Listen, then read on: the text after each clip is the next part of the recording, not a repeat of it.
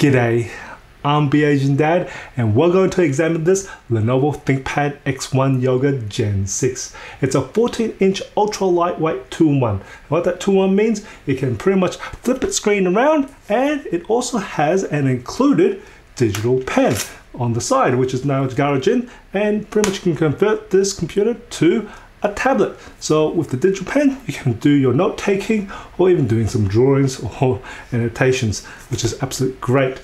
So we're going to actually, as always, we're going to have a look at the temperatures and fan noise of this computer here. We're going to have a look at the features of this computer. We'll have a quick sneak of the internals as well. And of course, I will be putting timestamps along this video so you can skip to the different sections that you may be interested to help you save time. Now, first off, let's start off with what this computer can be configured with. So with the processor wise, it is using the 11th gen Intel core, and you can either get the i5 or the i7.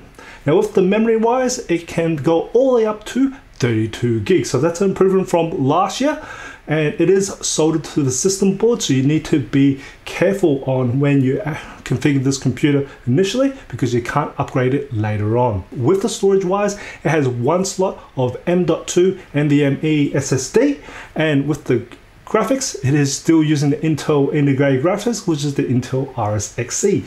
And through my testing of this year, it does seems to do very well. With the display, there are 4 options. So 3 of the options is the wide ultra extended graphics array, which is a fancy word for a full HD, but this is a little bit different from a full HD because now it has been upgraded to have an aspect ratio of a 16:10. So it's a little bit larger than a full HD, hence why the new name.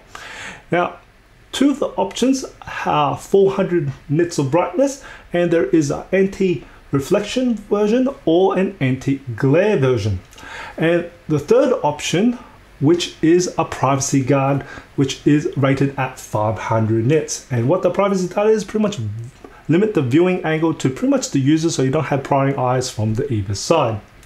And the 4th option is the wide quad extended graphics array, which is again another fancy word for the 4K version, which has, of course, with the aspect ratio of 16:10. Now that is rated to 500 nits of brightness, and of course all of them have touch because it needs to have support for the digital pen. Now, having played with the 400 nits of brightness, it does very well in shaded areas, of course, and in really direct bright sunlight, it still does fairly okay. It's got Wi-Fi 6 and Bluetooth 5.2, and it has a 720p webcam.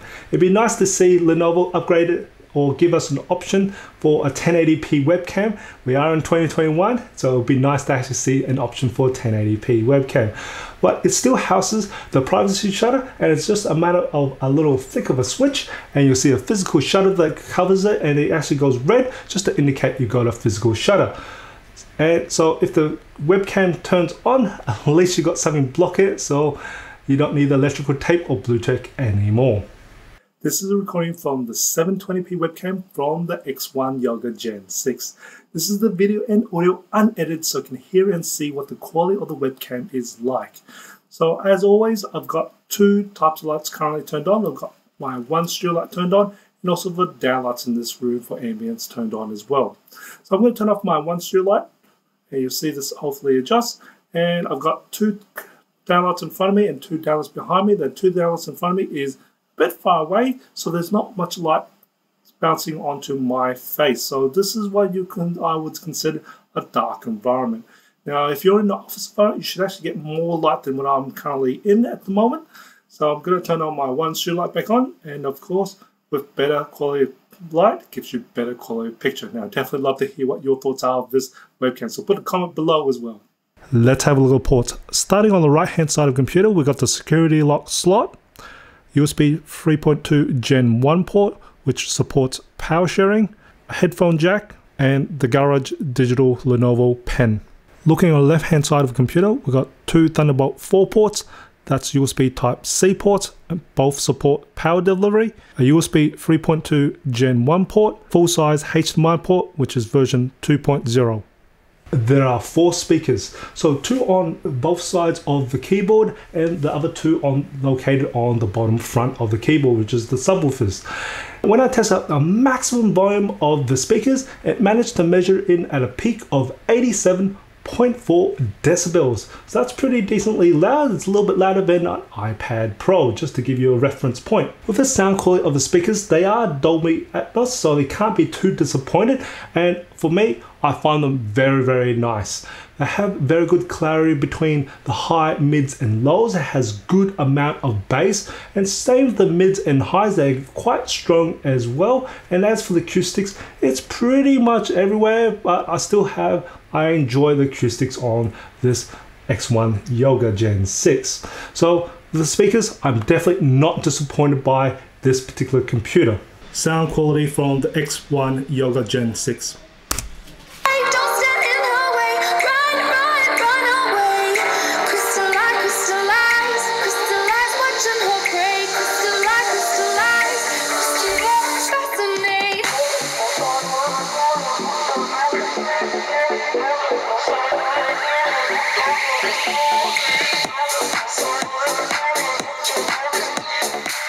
The X1 Yoga Gen 6 does come with a 65-watt power adapter. It's relatively small, hasn't changed from the previous year, and it charges the computer via the USB-C port.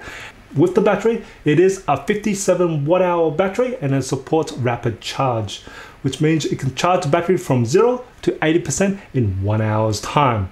Now, I did perform my battery life test on the computer, and I tested my 5 different modes. So in best performance mode, it managed to get 1 hour and 50 minutes. And in better performance mode, it managed to get 2 hours. And in better battery life mode, it managed to get 5 hours. And in battery saving mode, it managed to get 6 hours and 30 minutes. And in my media mode, it managed to get 6 hours and 40 minutes. Now, I'm still very happy with the amount of battery it has, and I have to give a disclaimer with that my battery life test, I do put a consistent workload across all the system resources. Normally, if you're using a computer, most applications won't put a consistent workload across all the system resources. It's usually just a spike of burst of using the system resources. So you should get better battery life than the numbers I'm quoting you. I'm just giving you the worst case scenario. The weight of the Lenovo X1 Yoga Gen 6 is 1.41 kilos, and in the 65 watt power adapter becomes a total weight of 1.76 kilos that you may be carrying around with you. As for the temperatures and fan noise of the X1 Yoga Gen 6, when I put the computer on load, I found most of the heat was located in the top center of the keyboard, specifically around the 7 key is, which is unsurprising because that's where the exhaust and processor lives around about that area. Now, when I took my measurements, my ambient temperature was 24 degrees Celsius and my ambient noise in the room was 37 decibels. Now I also want to give you a bit of a reference point. So your average human hand is anywhere between 33 to 35 degrees Celsius. So just keep that in mind when I'm going to tell you the different temperatures, so you can actually have an idea what is hot and what is not. I took my base measure when the computer was on idle, and the hottest area of the keyboard measured in at 28 degrees Celsius. As for fan noise, it was still at 37 decibels, so it's still practically quiet. Then I put the computer on 20% load, and the hottest area on the keyboard measured in at 30.5 degrees Celsius. And as for the fan noise, it still was at 37 decibels, so still quiet. Then I put the computer on 50% load, and the hottest area on the keyboard measured in at 32.5 degrees Celsius. So barely changed much. And as for the fan noise, it increased to 38 decibels, but still I considered this practically quiet. Then I put the computer on 100% load, and the hottest area of the keyboard measured in at 39 degrees Celsius. And as for the fan noise, it hit a maximum of 41 decibels. I also measured the bottom back cover of the computer, and the hottest area measured in at 44.5 degrees Celsius. And of course the fan noise stayed at 41 decibels. Now I also measured this computer when it was in tablet mode with 20% load, and the hottest area on the keyboard side measured in at 33.5 degrees Celsius. And as for the fan noise, it was 37 decibels. So that's when it's just pretty much quiet. And on the display side, when it's in tablet mode, the hottest area measured in at 30 degrees Celsius. And as for the fan noise, of course, it stayed at 37 decibels. Looking at the results and comparing to the Yoga Gen 5, it has definitely improved on the temperatures. It runs a lot more cooler and it's not as loud. Let's have a little stability performance of the Yoga Gen 6. Now this particular unit is configured with an i7-1185G7, and looking on the Intel website, it has a base clock speed of 3 GHz at 28 watts TDP. And it can go all the way down to 1.2 GHz at 12 watts TDP if it's trying to save power or it's running really hot. But really, ideally, we want to see it run at least about 3 GHz or above. So I've had this computer connected to the mains power and it's set to best performance in thermal management, and I've had this computer running on 100% load for the last 2 hours. So that's the processor, RAM and hard drive all running there, and I can see that the speed of the processor is averaging anywhere between 2.8 to about 3.2 gigahertz. So if we take an average of that, it's pretty much around about 3 gigahertz, which is pretty much our higher base clock speed, which is good to see that it's actually doing that. And our internal core temperatures are around about 81 to about 83 Celsius. So it's still got a bit of room to go to around about 100 degrees Celsius. So there is still room, but it is trying to keep it safe. Let's have a look at the burst speed performance of this i7-1185G7 in this Yoga Gen 6. So on the Intel website, it has a maximum turbo boost of 4.8 gigahertz. So I'm going to put this computer on 100% load, and I still have this computer connected to mains power set to best performance, and we're going to put this computer on 100% load now, and we'll start the clock watch and we'll just watch the speed of the processor. So it's gone to about 4.28 gigahertz, and it's just sitting there around about 4.2 gigahertz, and we're now down to about 3.8 gigahertz. And it's probably just trying to build itself back up to around about the 4 gigahertz. And we're seeing the internal core temperatures is hitting straight up around about probably about the 95 degrees Celsius, and it's starting to drop a little bit to about 3.7 gigahertz now at 30-second mark. Just approaching the 1 minute mark, and we're down to about 3.5 to about 3.7 gigahertz. And our internal core temperatures are still around about the 93 degrees Celsius, and we're starting to lose some momentum down for the core temperatures now after around about the minute and 10. And it's just going to start building itself back up again and see how that comes along. A minute and a half, and we're down to about 1.8 gigahertz now, just gone to 2 gigahertz. And it is just dropping, to about 2 gigahertz, and we're just throttling down to here at about getting close to now the 2 minute mark, and it's about 2.2. It's starting to build itself back up again, and the internal core temperatures here is about the 66 degrees Celsius. I guess it's just going to take a breather here at around about the 2 minute mark at about 2.2 gigahertz, and hopefully it will slowly just settle itself down and then bring itself back up again. There we go, and it's about 61 degrees Celsius for the core at 2.5 minute mark, and I can see that it may be trying to build itself back up to about the 3 gigahertz after it's settled itself down with the fan kicking in at high speeds now. And we're just about to hit the 7 minute mark, and we're pretty much the same as if we're in the 5 minute mark, where we're averaging between 2.4 to about 2.8 gigahertz. And our internal core temperatures are still sitting around about the 70 degrees Celsius. And the fans have definitely kicked in, and the process is pretty much slowly having a little bit more faith in the thermals, and hopefully we'll start to build it back up. We're going to have a look at the single core performance of this i7-1185G7 in the X1 Yoga Gen 6. So I'm going to start the process of a single core performance benchmark in Citybench and start the clock watch. And we can see that the speed of the processor is about 4.3 gigahertz. You can start hearing the fan ramp up a little bit now, and computer is connected to mains power and still set to best performance in the power scheme. We just hit the first minute mark, and we're still around about 2.2 to about 2.4 gigahertz. Passing the 7-minute mark, and we're still at 4.2 gigahertz, pretty rock stable there. And we're just about to finish off after 9.5 minutes, and it's pretty stable at 4.2 gigahertz.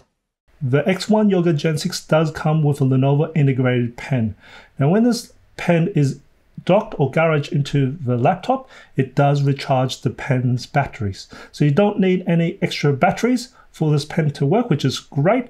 And there are 2 buttons on the side. Now you can customize the functions of these 2 buttons in the Lenovo pen software, and this pen is relatively thin, so it's something to get used to, and quite small, but at least it's not magnetic, so you have to worry about losing this. It's integrated into and docked into the laptop, which I really like. Now I'm just going to do the line jitter test on this, and beware, I'm not a digital artist, so be mindful of my drawings. So I'm just going to do my slow diagonal lines, and it is doing not too bad. And I do have one palm on the display, so that's using palm rejection. Now I'm going to bring in a ruler, and I'm just going to keep using one palm on the display.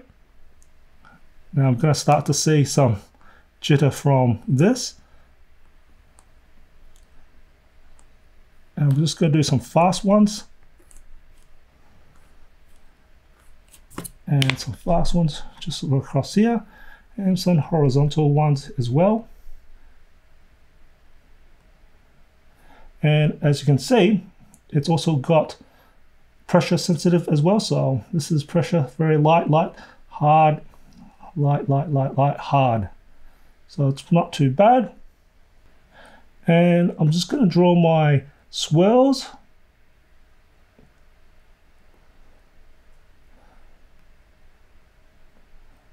Parallax isn't bad at all, so it's pretty good. It's pretty quick and responsive. And I'm just going to do some writing just to show.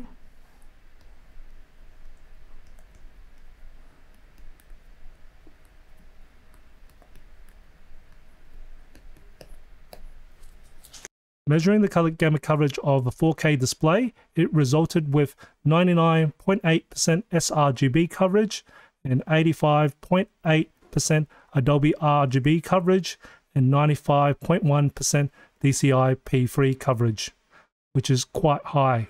As for the build construction of the X1 Gen 6, it is completely aluminium.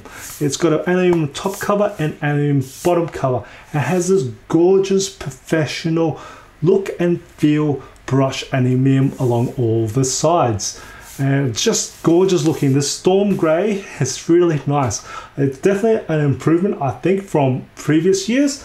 And even when you actually push this down, you actually hear this goes poof. It's just really nice. Now as for the hinge, I'm just going to do the one finger test so you can see. Just one finger, and I can tell you it's very smooth all the way up to here, and then it does grab a little bit just to make sure that you are going to breathe first. So a little bit more than 2 hands, but not much effort for that 2 hands, and it goes all the way, of course, to 360 degrees.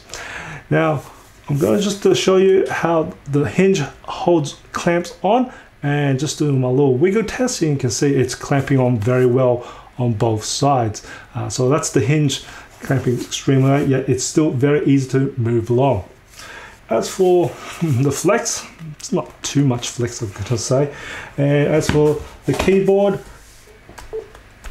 it's not too much flex on the keyboard neither as well. There's a bit of an extra support there, I have to say. As for the keyboard, it still houses the ThinkPad keyboard, so it hasn't changed from the previous years, and I still think this is a fantastic keyboard.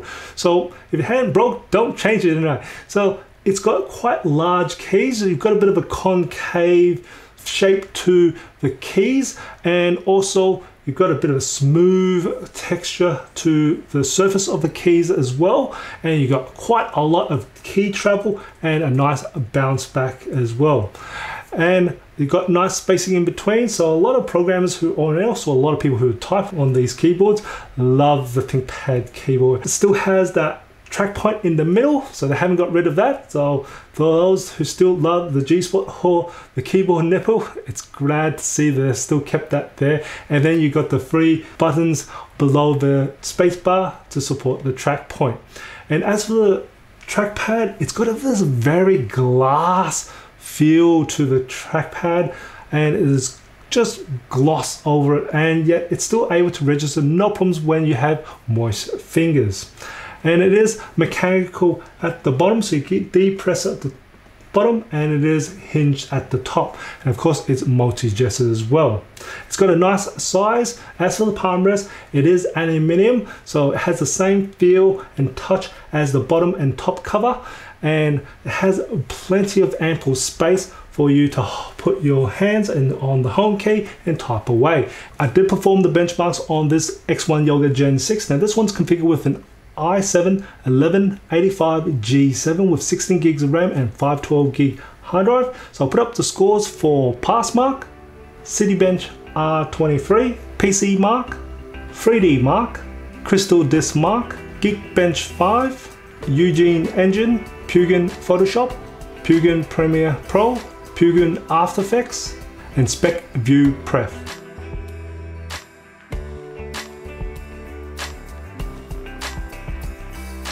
And also gaming benchmarks like Assassin's Creed Valhalla, Far Cry New Dawn, and Immortal Phoenix Rising. I also want to make a quick note of this little hole here. Now this is the power reset, or resets the actual computer. It doesn't put it to factory reset, it just resets the battery. And you would use this if you've got some power issues, so I call ghost charging. So the computer thinks it's charging. You'll see actually an amber light on the charging light, and it's not even connected to power. And also if you can't boot this up and you know it's got a lot of power and it still can't boot up, so just get a paper clip and then just press it here hold it for about 5 to 10 seconds, and that would hopefully fix this computer up and then bring it back to life again. I have created a video about this ghost charging.